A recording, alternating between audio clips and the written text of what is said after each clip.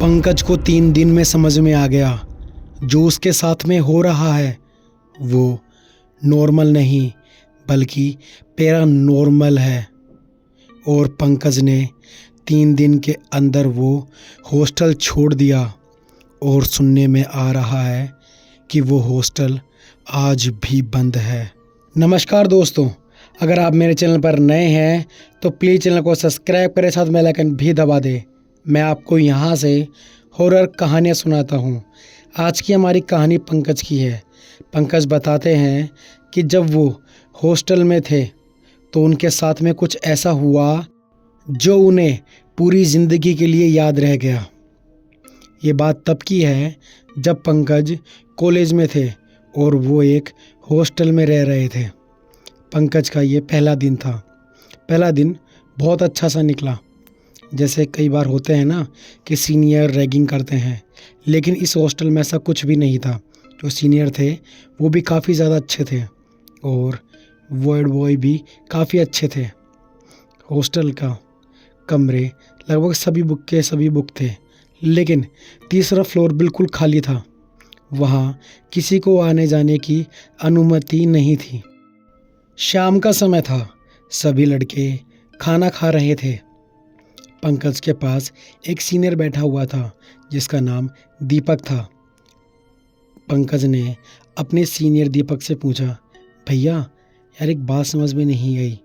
तभी दीपक कहता है, बोलो क्या बात समझ में नहीं आई। तभी पंकज कहता है, यार तीसरे फ्लोर पर ताला क्यों लगा हुआ है। तभी दीपक ने कहा, भाई मुझे भी नहीं पता, मुझे 2 साल हो गई हैं और ये मेरा फाइनल ईयर है, लेकिन मैंने आज तक कभी वो कमरा खुलते हुए नहीं देखा। तभी पंकज बोलता है, भैया क्या हम जाकर देख सकते हैं कि आखिरकार उसको क्यों बंद किया गया है। तभी पंकज की बात सुनकर दीपक ने कहा, नहीं भाई, पहले ही अनुमति बोली हुई है कि वहाँ पर कोई नहीं जाएगा, ना किसी ताले को खोला जाएगा। दीपक ने साफ मना कर दिया कि वो वहाँ नहीं जाएगा। पंकज ने बोला, प्लीज़ भाई यार चलते हैं ना, एक बार देखते तो हैं क्या दिक्कत है। दीपक ने साफ मना कर दिया कि वो वहाँ नहीं जाएगा।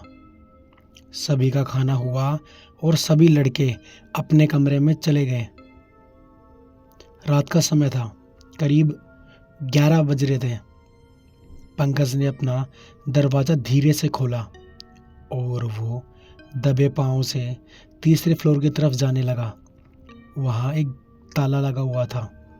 पंकज ने सोचा, अब यार इस ताले को कैसे खोलूं। वो ताले पर हाथ लगाता है और जैसे ही उसने हाथ लगाया वो ताला अपने आप खुल गया। जैसे कोई चाह रहा था कि पंकज एक बार ऊपर तो आए। फिर क्या होगा पंकज के साथ वो तो वो ही जाने। वो ताला हटाता है, कुंडी खोलता है और तीसरे फ्लोर पर चला जाता है। वहाँ सब कुछ सही था, जैसे वहाँ पर रोज सफाई हो रही हो। पंकज ने लाइट जलाई और चारों तरफ देखा तो बिल्कुल साफ सुथरा, यहाँ तक कि मिट्टी के कण भी वहाँ दिखाई नहीं दे रहे थे। तभी पंकज को एक कमरे से हल्की हल्की आवाज़ सुनाई दी। पंकज धीरे धीरे उस कमरे की तरफ जाने लगा। उसने दरवाज़ा खोला तो उसने देखा कि वहाँ 2 लड़कियाँ आपस में बातें कर रही हैं। वहाँ रोशनी इतनी नहीं थी, लेकिन जो बाहर से रोशनी आ रही थी उसमें साफ दिख रहा था कि 2 लड़कियाँ हैं जो आपस में धीरे धीरे बात कर रही हैं। पंकज को समझ में नहीं आ रहा था कि यहाँ पर लड़कियाँ रहती हैं। क्या यहाँ पर इनसे इलीगल काम करवाया जा रहा है। पंकज धीरे से उस कमरे के अंदर जाता है और लाइट ऑन करता है। जैसे ही वो लाइट ऑन करता है तो वहाँ कोई भी नहीं होता, लेकिन कमरे की हालत देखी पंकज ने तो वो घबरा गया। वहाँ चारों तरफ सीलन थी और अजीब सी स्मेल आ रही थी, मानो जैसे इस कमरे को पिछले काफ़ी टाइम से खुला ही नहीं गया हो। पंकज अब उस कमरे को वापस बंद करता है और बाहर आकर देखता है तो यहाँ की हालत भी वैसी ही थी। पंकज को समझ में नहीं आया कि जब वो कुछ देर पहले यहाँ आया तब उसे ऐसा लग रहा था कि साफ सफाई बिल्कुल बढ़िया तरीके से हो रही है, लेकिन अब अचानक से ये क्या हुआ, चारों तरफ सीलन की स्मेल सी आ रही थी। पंकज अब जैसे ही नीचे जाने लगा तो उसे फिर से दो लड़कियों की आपस में बात करने की आवाज़ फिर से सुनाई दी।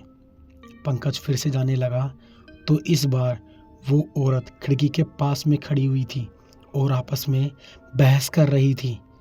तभी वो दोनों लड़कियां खिड़की तोड़कर नीचे गिर जाती हैं। पंकज चिल्लाया। तभी वार्ड बॉय को आवाज़ सुनाई दी कि ऊपर कौन है।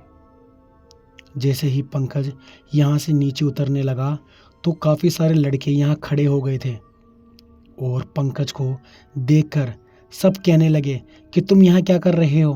तभी वार्ड बॉय भी वहाँ आ जाता है और पंकज को देखकर बोलता है, ये दरवाज़ा कैसे खोला तूने? तुझे पता है ना, मैंने जब तू पहले दिन ही आया जब मैंने तेरे को मना कर दिया था ना कि यहाँ पे कि यहाँ आना मना है। तभी पंकज ने बोला कि ये दरवाज़ा अपने आप ही खुला हुआ था, मैंने दरवाजे को हाथ तक नहीं लगाया। तभी वार्ड बॉय कहता है कि मैं कैसे मान लूँ, चाबी तो मेरे पास है लेकिन दरवाज़ा खुला कैसे? पंकज और वार्ड बॉय में लड़ाई होने लगी। तभी दीपक आता है और कहता है कि सर इससे गलती हो गई होगी, आप प्लीज़ जाइए, मैं इसे समझा दूंगा। सभी लड़के अब धीरे धीरे अपने कमरे में जाने लगे और वार्ड बॉय भी नीचे जाने लगा। तभी दीपक पंकज से कहता है, तुझे मना किया था ना भाई, यहाँ पर आना मना है। तभी पंकज ने दीपक को जो उसके साथ में वो सारी बात बताई। तभी दीपक ने कहा कि तेरा वहम है। मैंने बोला ना तेरा वहम, ऐसा कुछ भी नहीं है, देख कितनी सीलन हो रही है। पंकज ने बोला कि मैंने दो लड़कियों को लड़ाई करते हुए और नीचे कूदते हुए देखा है, तू चल देख तो सही। तभी दीपक कहता है, इधर से नहीं, नीचे जाकर देखते हैं। पंकज ने बोला ठीक है भाई, जैसे तू बोले। दोनों अब नीचे आकर उस खिड़की की तरफ देखते हैं तो हाँ, सच में वहाँ अभी भी दो लड़कियां खड़ी है जो आपस में झगड़ा कर रही हैं। दीपक के अब हाथ पैर फूलने लगे। दीपक ने पंकज से कहा, भाई ये तुझे भी दिखाई दे रही है जो मुझे दिखाई दे रही है? तभी पंकज कहता है, हाँ भाई मुझे भी दिखाई दे रही है और ऊपर से मैंने इनको नीचे कूदते हुए देखा था, बाहर आकर देखा अपन ने तो कुछ भी नहीं है, लेकिन ऊपर अभी भी वो झगड़ा कर रही हैं। तभी वार्ड बॉय वहाँ आ जाता है और कहता है, तुम यहाँ क्या कर रहे हो? तुम दोनों को मैंने बोला ना जाके अंदर सो जाओ। तभी वार्ड बॉय को ऊपर इशारा करते हुए पंकज कहता है, सर ऊपर देखिए ना एक बार। तभी वार्ड बॉय कहता है, तुम चलो रे यार, तुम क्या बातें करके बैठ गए, तुम जाओ अंदर। तभी दीपक ने कहा, सर एक बार देखो तो सही। वार्ड बॉय ने जैसे ही ऊपर देखा तो उसे भी दो साए दिखाई दिए जो आपस में लड़ रहे हैं। उनका चेहरा बिल्कुल साफ नहीं था, लेकिन ऐसा लग रहा था कि हाँ, कोई दो लड़कियां हैं जो आपस में लड़ रही हैं। वार्ड बॉय के पैर भी अब कांपने लगे। उन्होंने दोनों से कहा, तुम जाओ और मुझे कुछ दिखाई नहीं दे रहा यहाँ पे, और तुम ये जो डराने की कोशिश कर रहे हो ना मुझे, ये बंद कर दो, वरना तुम्हें आज ही और अभी मैं हॉस्टल से निकाल दूंगा। फिर मत बोलना कि सर ये क्या कर रहे हो मेरे साथ। तभी पंकज ने कहा, ठीक है सर, सॉरी सॉरी सॉरी, हम जा रहे हैं। और दोनों अपने कमरे में आ गए। सुबह हो चुकी थी। दीपक और पंकज के साथ में सभी लड़के कॉलेज पढ़कर आ गए थे। दीपक अब बात करना चाह रहा था जो रात उसके साथ में हुआ, जो उसने देखा, क्या वो सच में था। वो पंकज के रूम में आता है और पंकज से बात करता है कि यार मुझे कुछ समझ में नहीं आ रहा कि आखिरकार ये क्या हो रहा है। तभी पंकज कहता है, एक काम करते हैं, खाना खाते हैं नाइट में और अपन दोनों इस बार ऊपर जाकर देखेंगे क्या हो रहा है। तभी दीपक ने कहा, ठीक है भाई, आज ऊपर जाकर देख लेते हैं। शाम हो गई थी। लगभग सभी अब खाना खाने लग गए थे। खाना खाकर सभी के सभी अपने रूम में चले गए थे। पंकज अब अपने कमरे में बैठे सिर्फ दीपक का इंतज़ार कर रहा था कि दीपक आए और वो दोनों ऊपर जाकर देखे कि आखिरकार वहाँ हो क्या रहा है। कुछ देर के अंदर दीपक आ जाता है। दीपक ने पंकज से बोला, चलें? तभी पंकज कहता है, थोड़ी देर और रुकते हैं, 10 मिनट बाद में चलते हैं। मुझे लगता है वार्ड बॉय अपने ऊपर नज़र रख रहा है। तभी दीपक कहता है, ठीक है भाई, जैसे तू बोले। दीपक सीनियर था, लेकिन वो अपने जूनियर की बात सुन रहा था। कुछ समय बाद दोनों ऊपर की तरफ जाने लगते हैं। दरवाज़ा खोलते हैं और दोनों ऊपर चले जाते हैं। चारों तरफ वही अंधेरा पसरा हुआ था। सीलन की स्मेल आ रही थी और अब भी दोनों को हल्की फुल्की किसी के झगड़ने की आवाज़ सुनाई दे रही थी। दीपक ऊपर जाता है और चेक कर रहा था। किसी कमरे के अंदर वो आवाज़ सुनाई नहीं दे रही थी, लेकिन पंकज ने कहा कि कल मुझे इसी कमरे से आवाज़ आई है। दोनों उसी कमरे की तरफ जाते हैं और जैसे ही कुंडी खोलते हैं, इस बार वो दोनों लड़ाई करते करते दीपक और पंकज की तरफ देखती हैं और एक स्माइल करती हैं। वो स्माइल इतनी ज़्यादा डरावनी थी कि दोनों वहाँ 1 मिनट नहीं लगाते और वहाँ से भागते हैं। जैसे ही सीढ़ियों में आए तो दोनों के पैर फिसल गए, हल्की हल्की चोटें आई, लेकिन दोनों पंकज के कमरे में आते हैं, दरवाज़ा बंद करते हैं और पूरी रात दोनों ने जाग कर निकाल दी। सुबह होते ही पंकज और दीपक ने वो हॉस्टल ही छोड़ दिया।